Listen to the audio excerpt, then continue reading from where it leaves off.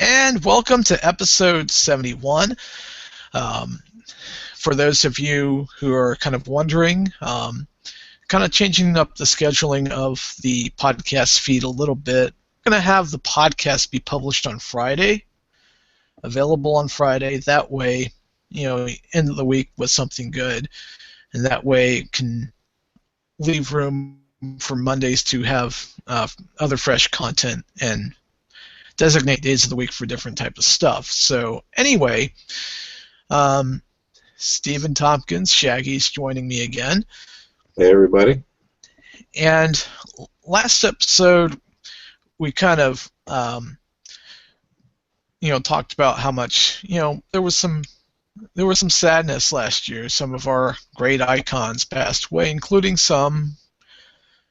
one who many may not have heard of.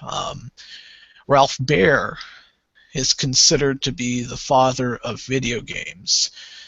He would invent the very first video game console called the Odyssey. And looking back, this guy seemed pretty interesting. Did you know about him, or did you find out about him later?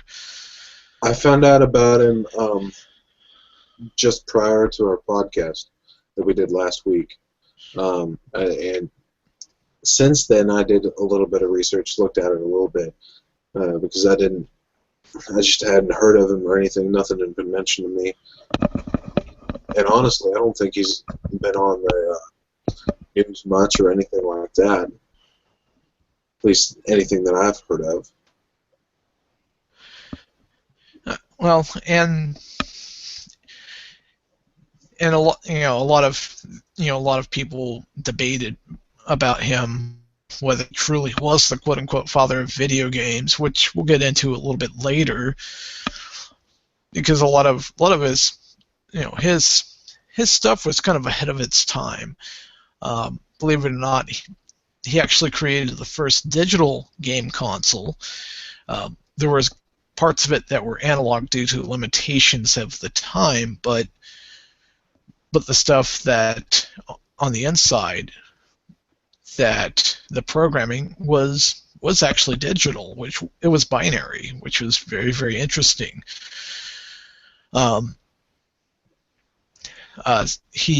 He basically escaped the horrors of World War II by fleeing to the United States with his family. And he actually served in the military too, against the basically Germany and other nations. So he pretty much escaped some of the horrors of World War II, and if it weren't for that, we wouldn't be where we're at today. The Magnavox Odyssey is the console that he created. It had been shelved for a while because he ran the idea by people he was previously with, and they thought it was outlandish, impractical. But as the cost of TVs went down, he saw it as becoming more practical, though some of his ideas were very, very interesting. He liked the idea of families coming together and interacting with a television as opposed to just staring at it. And that almost sounds like the what the Nintendo Wii did in the modern era, getting people off the couch and interacting, from what I've noticed. So he was pretty much ahead of his time. What are your thoughts on this console that he made? Well, I had never heard of the Magnavox Odyssey. The oldest console that I've ever touched or messed with was an Atari 2600, and basically This console looks. Oh, let me go back to it. It looks similar to what you would see from the generation. It was first released in 1972, so that was at the time that game consoles weren't really a thing. This was really, truly the first game console, and it's what brought us to where we are now, because game consoles are a very, very popular common thing. And almost everybody has one in their house in some way, shape, or form. Or you've got your Android device, which can also serve as a game console. It's really interesting that it was actually digital. I would have assumed that it would have been analog, but that's what I get for thinking. Really, I don't think Atari would have developed if it weren't for this console, because before this, Atari focused on. They didn't have a game console before this. I can't remember what they were doing. And I've pulled up a page that compares the Odyssey to other various game consoles of the time, and there is one that's listed. It's made by Nintendo. It's the Color TV. There's also the Coleco, which I'm pretty sure gave birth to the ColecoVision later on.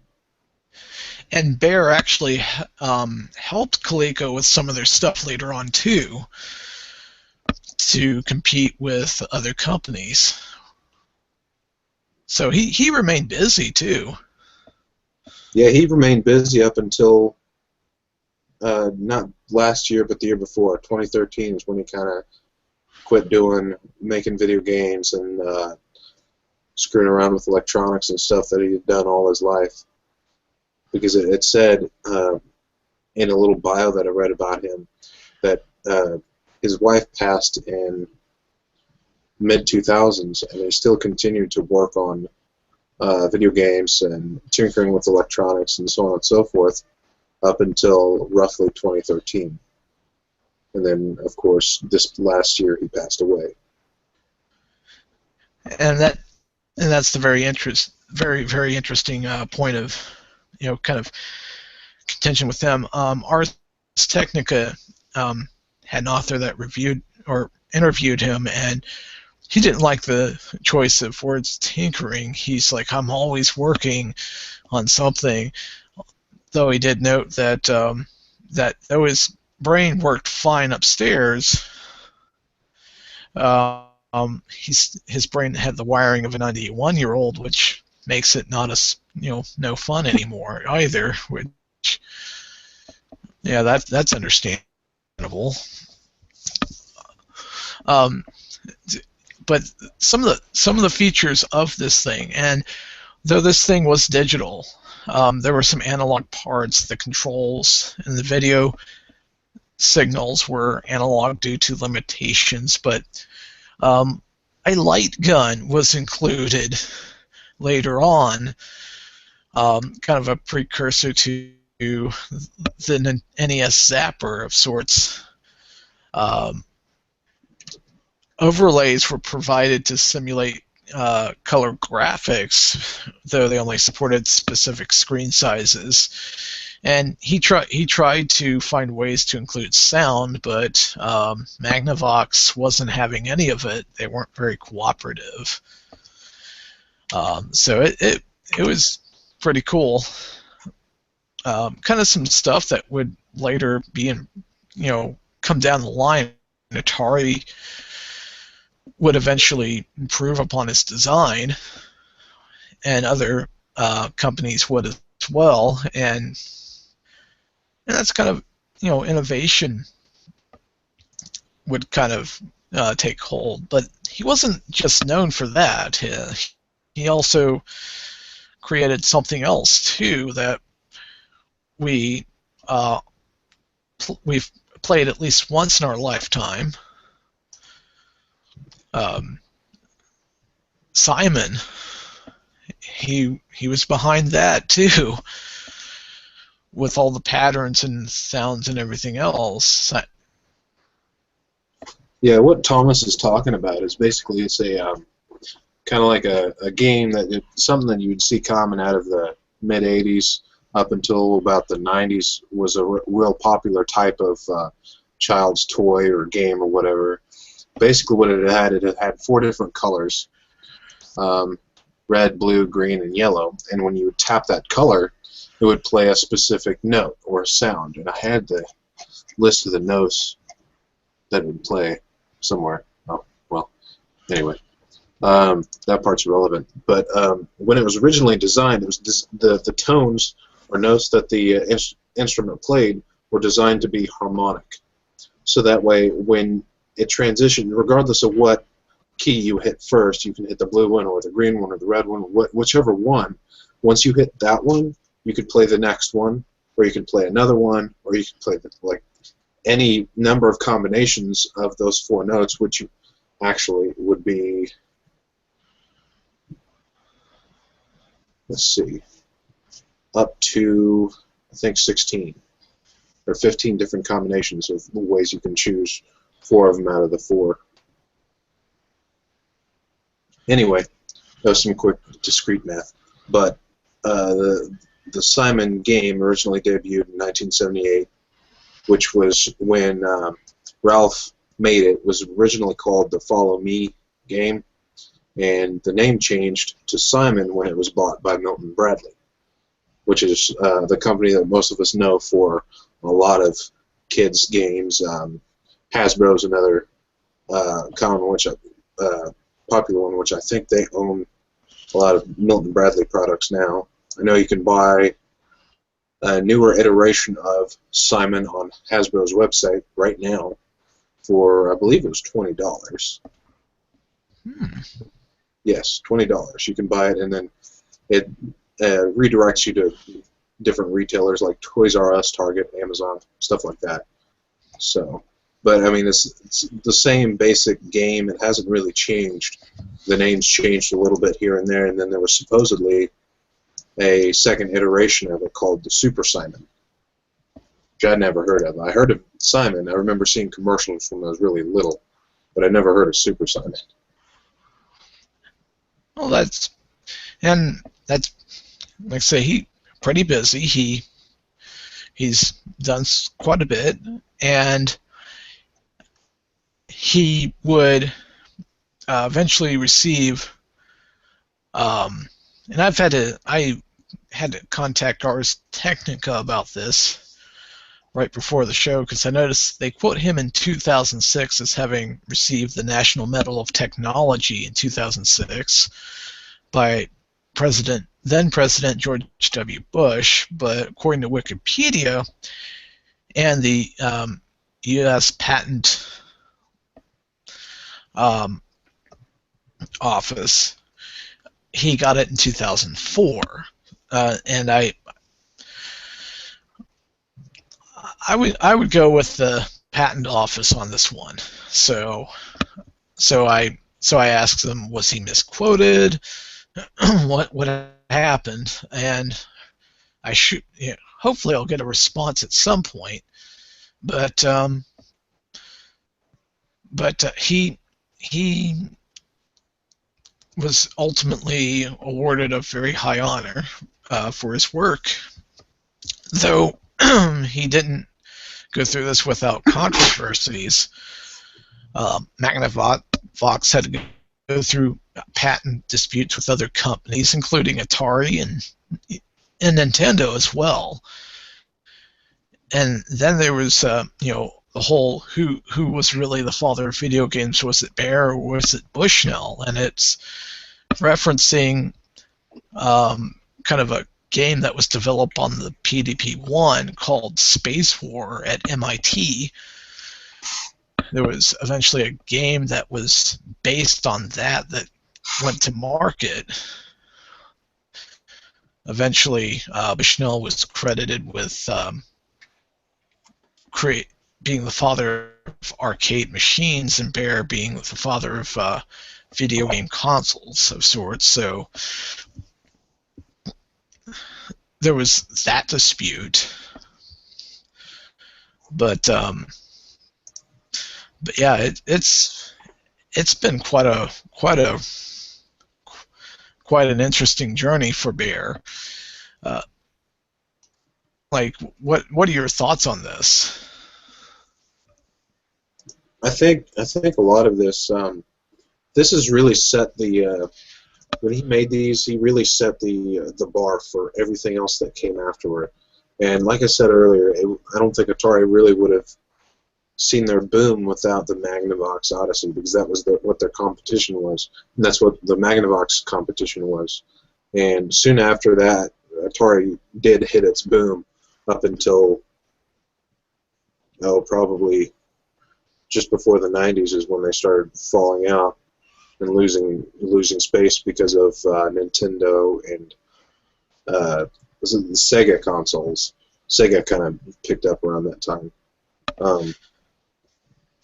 We really wouldn't see a lot of that, a lot of interactive electronic toys that we had, and if Simon hadn't come out. And so it's really we should thank him for a lot of the things that he's given to the gaming community and stuff like that. And in terms of how he eventually views modern gaming,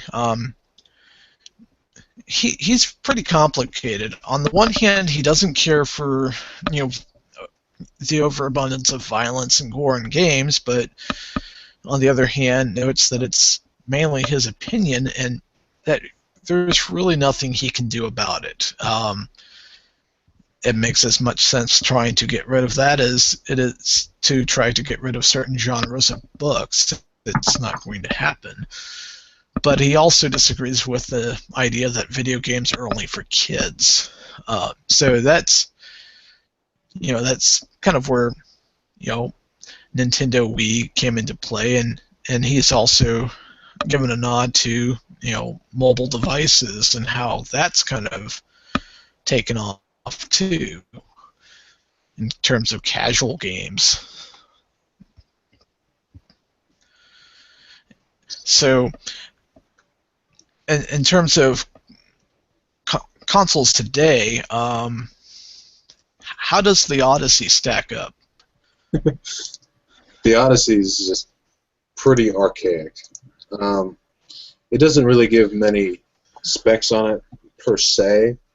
It lists like the types of chips that were used at the time, and it's really hard to compare them to current chips because, of course, they were digital, and chips and microprocessors have always been digital because it's based on transistor technology.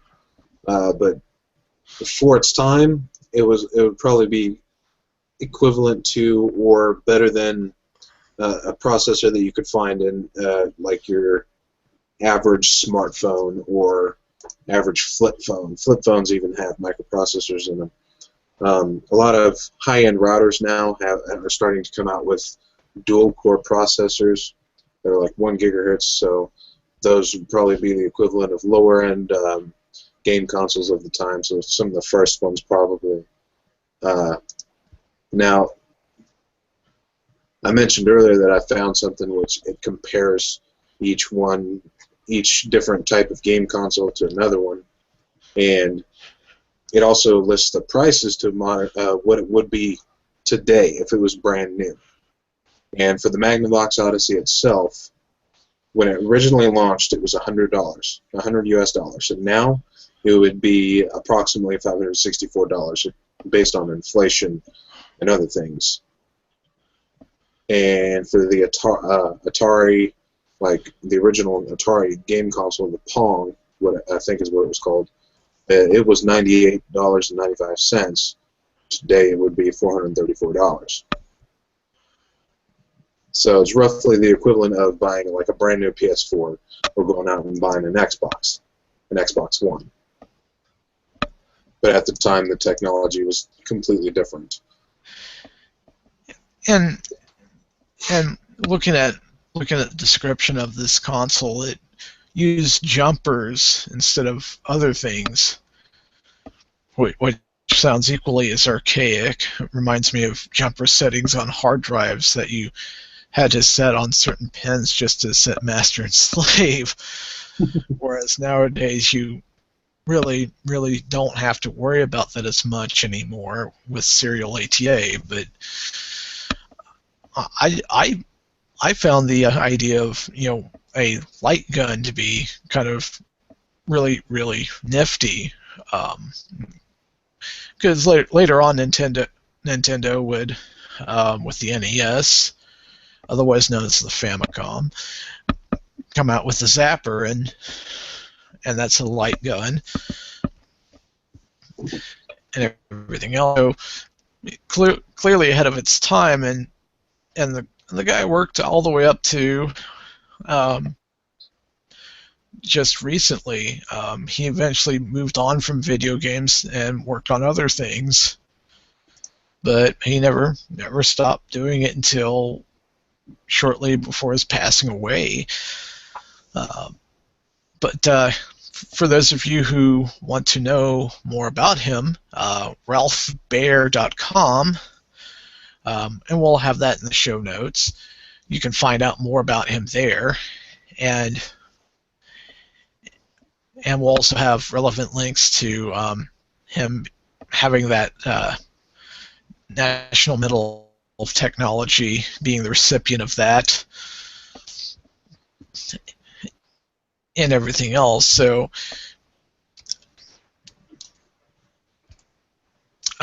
a lot of people may not have heard of him, but according to that one interview, he said that after receiving that medal, he doesn't feel left out at all.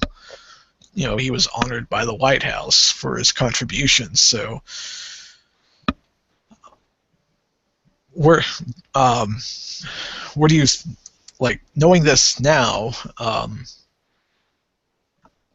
what do you see going forward with the video game industry? Do you think there's going to be another crash, or is there going to be a different type of innovation where the landscape just simply changes again and people get interested again and interact with one another? I don't know. I'd say that there's probably going to be some sort of new innovation that comes out and then changes people's perspective and point of view in terms of interaction with each other on video games and so on and so forth. I know for like the PS4, there's a button on the controller that you can hit. You can take a screenshot and upload videos of like whatever you're playing. So like I'm sure you've been on YouTube and seen multiple different Let's Play videos of like insert whatever game title here. Let's play this game title. And now you can do that with a PS4. So if you have a PS4 exclusive game, such as The Order 1886 or Drive Club games, any game that's strictly exclusive to the PS4, if you want to do a Let's Play, you can, and you can share it directly to YouTube or Facebook, and I think even Twitch TV streaming is supported by that. I think the Xbox One has something similar, but I think it's a little bit limited as compared to the PS4. I think probably the biggest trend for gaming might be virtual reality. I don't know. It hasn't really seen a spike in popularity because it's not something that's really readily available for the public at the moment, especially after Facebook bought the Oculus VR technology. So it's hard to say, but I'm hoping, and at the same time, I'd like to see a spike for the virtual reality technology because it's really an interesting segment of gaming and technology in general, and I'd like to see it applied to video gaming. At the same time, I like to stick to traditional gaming. I like my keyboard and mouse and controller and stuff. It's what most people are familiar with, but I would love to try out some sort of alternate like virtual reality. Something like that would just be awesome. On a somewhat related note, I read about Google ending their Explorer program for Google Glass. I think they're coming out with something. I think they're going to be expanding upon that and coming out with kind of something different regarding that in the near future. saw that and I was like, oh wow. So I think they're getting ready to take their experiment to the next level. What about the hacking making community regarding games? Because Valve has had SteamOS for quite some time, and there has been the idea of uh, Steam-based video game consoles as well. I'm not sure where that's going because honestly, it seems like that kind of really hit a brick wall because they were like, we're going to come out with this. This is going to be popular because everybody was talking like on forums everywhere. You could see chatter about a Steam box because everybody thought Valve was going to come out with a Steam box and it would be proprietary hardware made by them only. But now the way it looks is that the idea of a Steam box is released to other manufacturers, so like your normal PC manufacturers. In fact, Alienware has their own console out already. You can buy it at Walmart right now. You can walk into whatever Walmart, go up, and it's usually next to like where the PS4 is. At least in the Warrensburg Walmart, it's next to the PS4 on the very bottom shelf. And it's just like a normally spec'd gaming PC with Windows 8.1, so it's not running SteamOS. It might be something that Microsoft's trying to do to try and stab Valve in the back and say, hey, we got there first.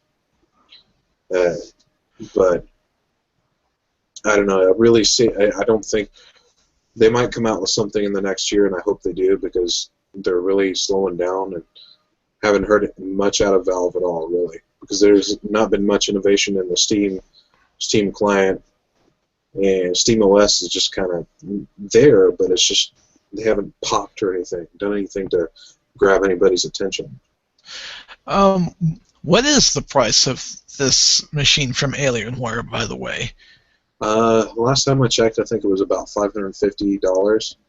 So, based on the hardware that's in it, I think the price is approximately close to what you could build for a cheap PC without with taking out the motherboard and other things into consideration, just focusing on your processor, your video card, and then an Xbox 360 controller for a peripheral. I think it might have the Xbox One controller. I don't remember, but I think it was about $550. Well, if this is something that somebody can tweak and take 8.1 off of and put something else on, that might be an interesting proposition, but